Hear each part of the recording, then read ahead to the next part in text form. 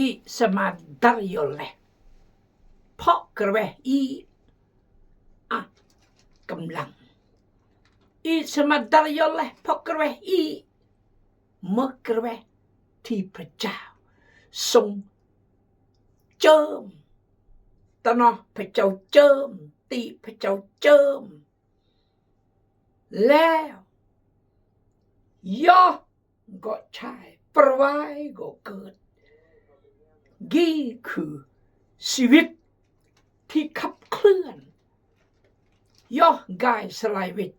ด้วยพระวิญญาณแด่พระเจ้าด้วยพระคำแด่พระเจ้าชีวิตจะแตกต่างเปลี่ยนแม้แต่การย่อการกายการเบิกการมาจะแตกต่างเปลี่ยนเพราะชีวิตเบี่ยงชีวิตกลอกชีวิตในความสว่างชีวิตเปลี่ยระอางเมื่อย่างยอมรับพระเจ้า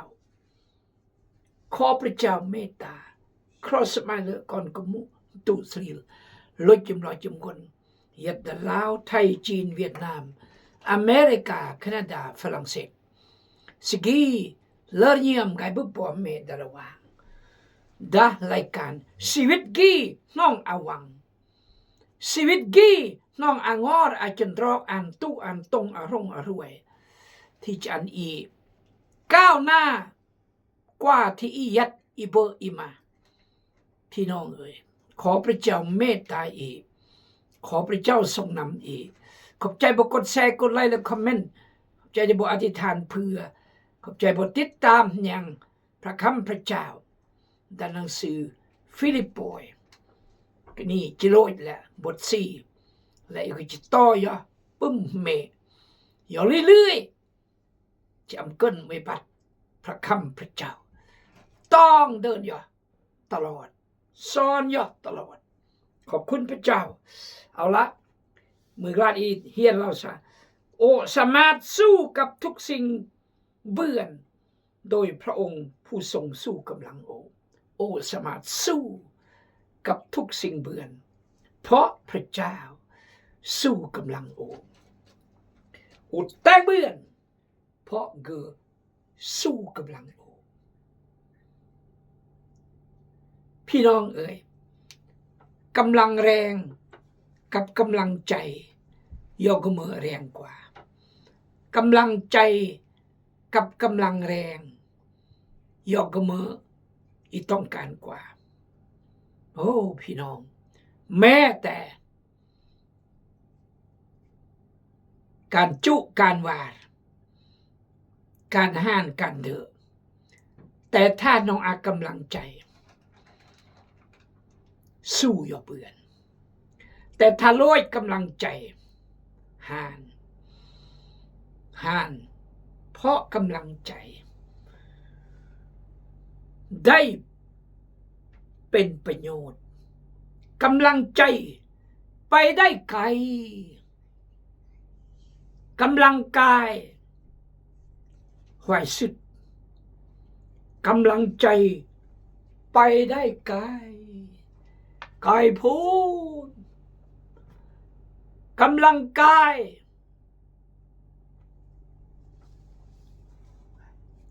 บ่นานก็หมดกำลังใจไปได้ไกลครอนอีอะปะกำลังกายปะกำลังใจเพื่ออีจะได้เป็นผู้หนึ่งสำเร็จดัชีวิตขอพระเจ้าเมตตาอีกเอาละจะอ่านพระหนังสือฟิลิปโปยบท4ข้อ14ทั้งปานนั้นก็เป็นความกรุณาของเจ้าทั้งหลายที่ได้ห่วมทุกข์กับเฮาพวกเจ้าชาวฟิลิปโปยเอ้ยพวกเจ้าก็ฮู้ดีอยู่ว่าการประกาศข่าวประเสริฐในครั้งทำอิฐนั้นคือเมื่อเฮาได้จากแขวงมากิโดเนียไปนั้นแม้นพวกเจ้าคริสตจักรเดียวเท่านั้นที่ช่วยเหลือเฮามีแต่พวกเจ้าเท่านั้นที่มีส่วนร่วมในรายได้รายจ่ายกับเฮาเมื่อเฮาอยู่ในเมืองเทสโลนิกขณะที่เฮามีความคัดสน พวกเจ้าก็ได้ส่งของไปช่วยเฮาหลายกว่า1 ครั้งเห็นกันอยู่แล้วข้อ17บัดนี้บ่แม่นว่าเฮาปรารถนาจะได้รับของถวายจากเจ้าทั้งหลายแต่เฮาปรารถนาอยากให้พวกเจ้าได้ผลกำไรเพิ่มขึ้นในบัญชีของพวกเจ้าเฮาได้รับครบจำนวนและมีบริบูรณ์อยู่แล้วเฮาก็อิ่มเต็มใจอยู่พอได้รับของจากเอปาโฟดิโตซึ่งเจ้าทั้งหลายส่งไปให้เป็นของถวายที่มีกลิ่นหอมหวานเป็นเครื่องบูชาที่ทรงโพธิฮับและเป็นที่พอพระทัยพระเจ้าพระเจ้าของเฮาจะทรงโพธิประทานสารพัดที่พวกเจ้าขาดอยู่นั้นจากทรัพย์อันหุ่งเหืองของพระองค์ในพระคริสต์เจ้าเยซูขอให้พระเกียรติยศจงมีแก่พระเจ้าคือพระบิดาเจ้าของเฮาทั้งหลายสืบไปเป็นนิจอาเมนอาเมนขอบคุณพระเจ้าร่วมยกอธิษฐานพยงประกรณ์พระมารรู้สึกเลยขอบคุณสรรเสริญพระเจ้าขอบคุณพระเจ้าสรรเสริญยกย่องพระนามพระองค์เทิดทูนบูชาพระเจ้าขอพระเจ้ารับเกียรติขอพระเจ้ารับสิ่งอาลาสีจากชีวิตดีและรายการกับหูกีชีวิตกินของอาวังขอมอบคนอย่างเกอลอยวังคนอย่างเกอก็เจียวยัดอยู่พระเจ้าขอพระเจ้าทรงน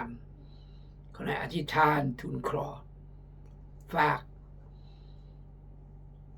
รายการกีและสมองกีเวลากีอุ่นในจงอุ่นอยู่องค์พระผู้เป็นเจ้าอธิษฐานในชื่อพระคริสต์เจ้าอาเมนอัมเมสะโอปรารถนาจะเบิ่ได้รับของถวายจากพวกบ่แต่โอปรารถนาจะอันพวกบ่เบิ่ได้ผลกำไรเพิ่มขึ้นเพิ่มขึ้นดับบัญชีได้พวกบ่ความหมายเนี่ยก็มาซึ่งบ่อันอยู่โอ้กนี้ความหมายเดียอาจารย์ปลซึ่งบ่ถวายฝากอยู่ย่อยโอ้กนี้ก็เลยมาสิ่งที่จะเพิ่มบัญชีบ่อัมมะซึ่งโอเพื่อนปลอ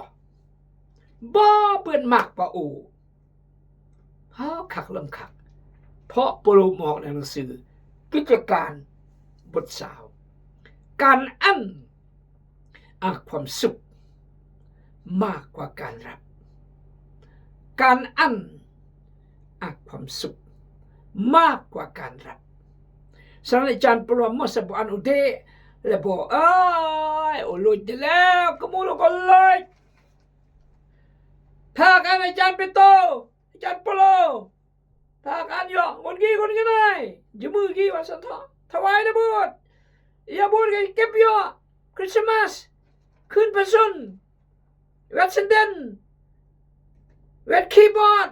เวทกีตาร์จอยบูทซ้อมบูทอัมมะแบบนี้ความหมายอาจารย์ปลูเราคืออัมมะแบบนี้แล้วเมื่อกำไรการย่อยเวียกพระเจ้าการถวายอันพระเจ้าเทถวายดาโบสย่อยมกเลกำไรนี่คือการถวายด้วยหัดเยื่อมความจริงเจอและเมื่อกำไรพี่น้องครอนอีเข้าใจเสมอกำไรและการอีถวายจอยต่อยอดอาจารย์โปรอธิบายอีกตื้มแล้วเราเนเกอพี่น้องเอาละข้อ18เขาได้รับครบจำนวนและมีบริบูรณ์อยู่แล้วเขาก็อิ่มเต็มใจอยู่เพราะได้รับของจากเอปาโฟดิโตเท่ายออันมุตตะกรุงโรมเฮยก็เลยจู้ที่นี่แต่บท2ฟิลิปปอยบท2ซึ่งเจ้าทั้งหลายส่งไปให้เป็นของถวายที่มีกลิ่นหอมหวานเป็นเครื่องบูชาที่ทรงโพธิฮับและเป็นที่พอพระทัยพระเจ้า ถ้าของประทานกันนี่หรือของขวัญกันนี่หรือของฝากกันนี่หรือของถวายกันนี่พ่อพระทัยพระเจ้าหนึ่งจะกลายเพิ่มอีเดจะอวยพรประกายและจะมีกลิ่นหอมนั่นก็คือมือนำอบน้ำหอม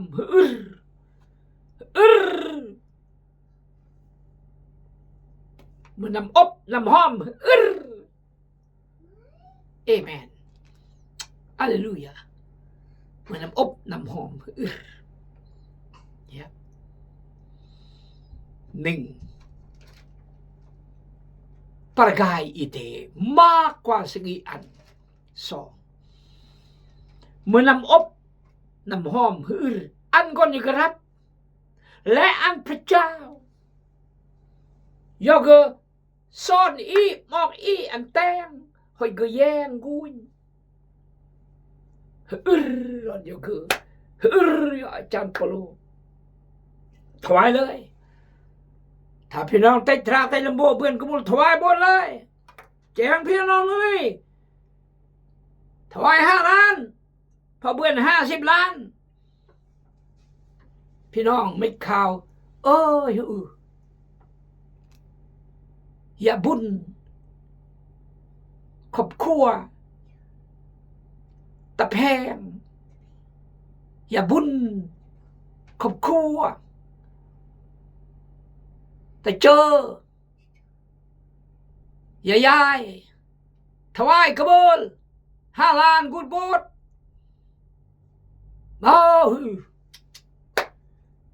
ขอบคุณพระเจ้าขอบคุณยายน้อที่น้อความรักแบบกี้ทั้งเครื่องอันโบดเดทั้งอันพี่น้องเดพระเจ้าเดสัญญาพิบาลเดอันผู้ปกครองคณะกรรมการคริสตจักรอากุนถวายก็ทำอะไรก็จะถวายคุณนอนนี่ถวายสุดท้ายกมูล10 ล้านอย่าบูดกลิ่นหอมปลุกเราและพระเจ้าของเขาจะส่งโพธิประทานสารพัดที่พวกเจ้าขาดอยู่นั้นจากทรัพย์อันหุ่งเฮืองของพระองค์พุ่นพระองค์จะประทานสารพัดสิ่งที่บ่ขาดเย็ดกันนี้สิ่งที่บ่เปิดกันนี้1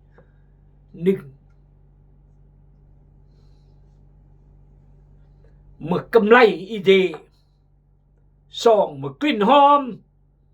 3พระเจ้าจะประกายสารพัดสิ่งที่อีขาดเคิน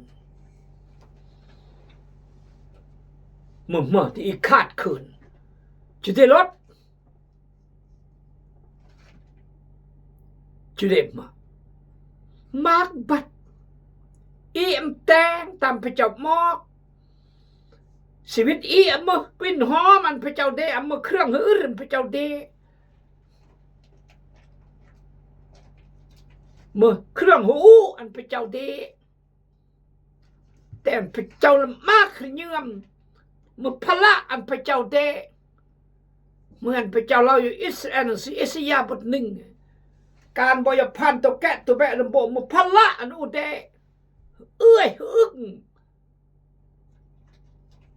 เมื่อบยกตีเคลื่อนอธิษฐานพละอุเดบรีนี่คือพระเจ้าเราอยู่อิสราเอล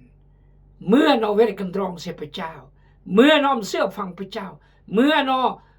เวรกันตรองดูจากพระเจ้านบฮูบคารพซึ่งบังมีแตงตามพระเจ้าหมอกพระเจ้าตีนพระเจ้าบรีและพระเจ้ารังเกียจนี่คืออิสราเอลในเวลานี้และพระเจ้าของเขาจะส่งโพธิประทานสารพัดที่พวกเจ้าขาดอยู่นั้นจากทรัพย์อันหุ่งเฮืองของพระองค์ในพระคริสต์เจ้าเยซูพระเจ้าอาทรัพย์อันหุ่งเฮืองความหมายเนี่ยว่าเมื่อทรัพ อันหุ่งเหือง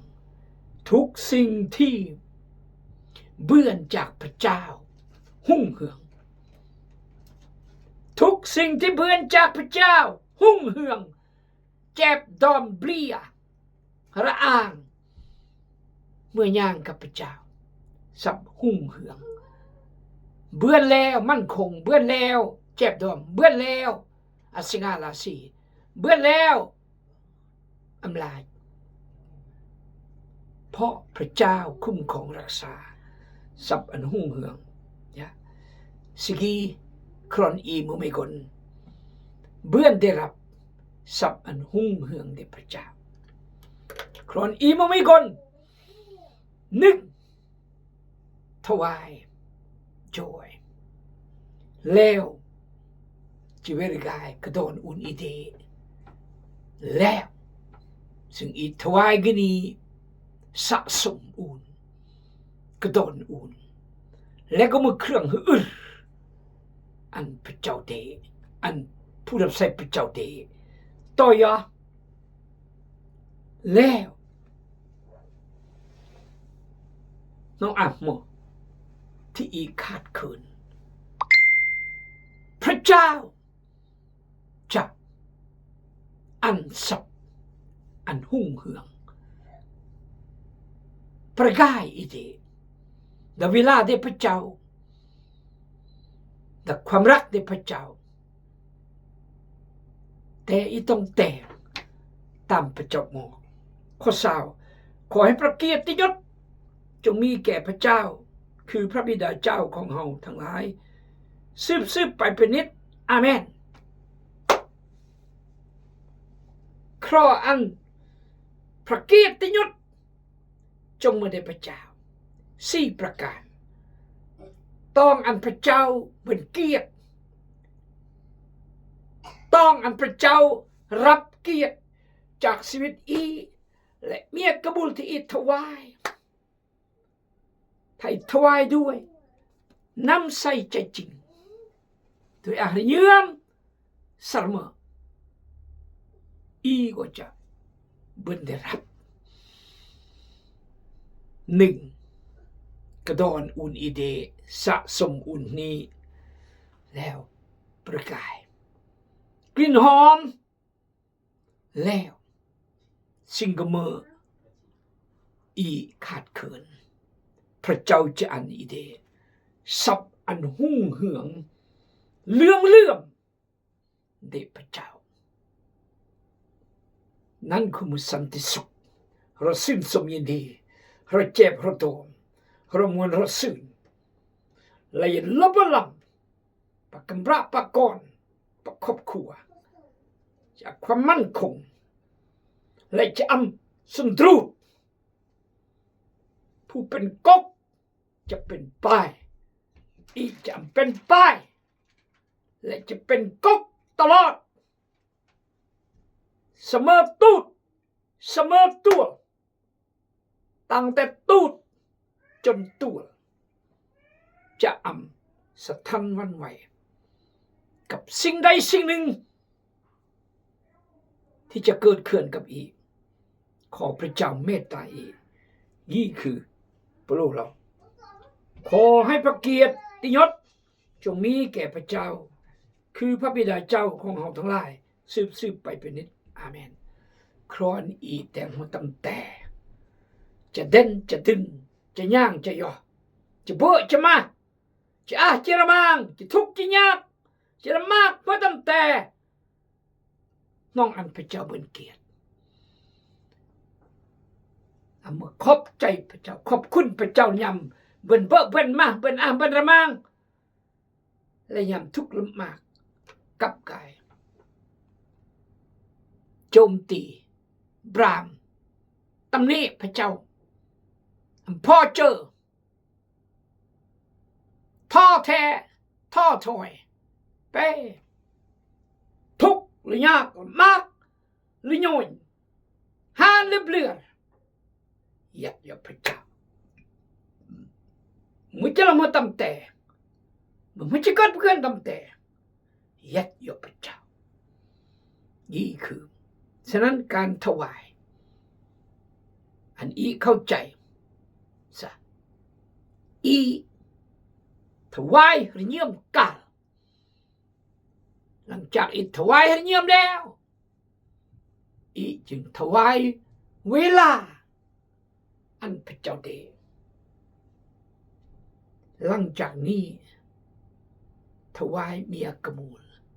เวลารับใช้พระเจ้าเวลาโยประกาศเวลาโยฮึบโยจอร์พี่น้องเวลาโย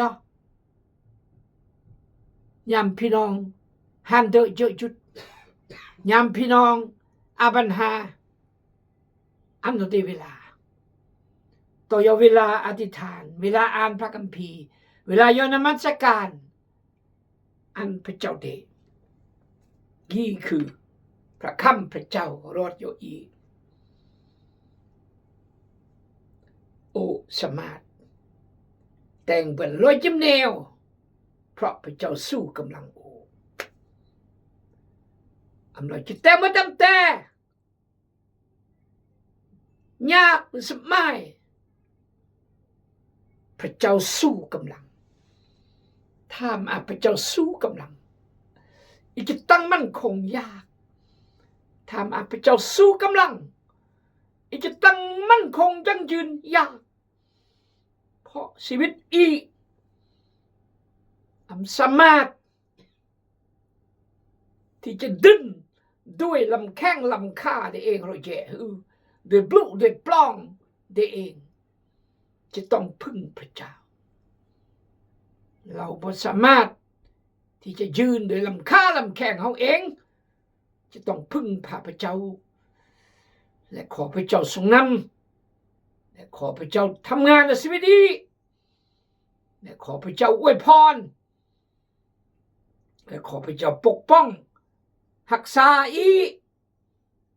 เราจะเด่นจะดึงจะย่างเกี่ยวจะเปิดจะมานี่เจอตอนบัวอาจารย์มีคนโทรไกยงพี่น้องในเมืองหลวงอยู่แต่งเวียกนะแขวงจำปาสักด้านน้องและเมือง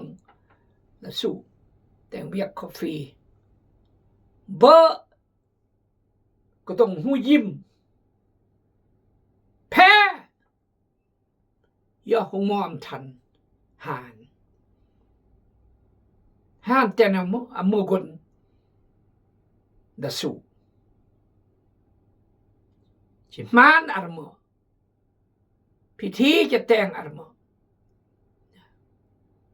ยุ่งโทษไกครอยงตะเนมแน่โอ้จอยพี่น้องที่รักในองค์พระผู้เป็นเจ้านี่คือ